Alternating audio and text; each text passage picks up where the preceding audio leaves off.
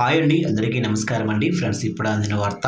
ఇక ration card ఉన్న వారందరికీ కేంద్ర ప్రభుత్వం అదిరిపోయే శుభవార్త అంటూ అప్డేట్ అయితే రావడం జరిగిందండి. అయితే ఇందుకు సంబంధించిన వివరాలు అయితే మన వీడియోలో తెలుసుకుందామండి. వీడియో మాత్రం పూర్తి వరకు చూడండి ఫ్రెండ్స్, అప్పుడే మనకి పూర్తి సమాచారం అయితే తెలుస్తుంది.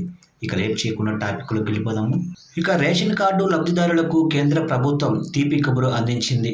ఏప్రిల్, మే, జూన్ నెలకు సంబంధించిన రేషన్ బియ్యాన్ని ఏప్రిల్ నెలలోనే ఒకేసారి పంపిణీ చేయాలని కేంద్రం నిర్ణయించింది. ప్రస్తుతం భారత ఆహార సంస్థ గోధుమల్లో బియ్యం నిల్వలు భారీగా పెరిగిపోవడంతో రాబోయే కొత్త ధాన్యానికి చోటు కల్పించేందుకు ప్రభుత్వం ఈ కీలక అడుగు వేసింది. ప్రస్తుతం నెలకు ఒక్కో వ్యక్తికి 6 కిలోల చొప్పున బియ్యం ఇస్తున్నారు. 3 నెలల కోటా కలిపి ఏప్రిల్లో ఒక్కో వ్యక్తికి 18 కిలోల బియ్యం అందుతాయి. ఒక కుటుంబంలో 4 సభ్యులుంటే 72 కిలోలు, 5 సభ్యులుంటే ఏకంగా 90 కిలోల బియ్యాన్ని ఒకేసారి పంపిణీ చేస్తారు. గత సీజన్లకు సంబంధించిన కస్టమ్ మిల్లింగ్ రైస్ భారీగా చేరటం, త్వరలో ఏసంగి ధాన్యం సేకరణ ప్రారంభం కానుండటంతో గోధుమలను ఖాళీ చేయటం అత్యవసరంగా మారింది.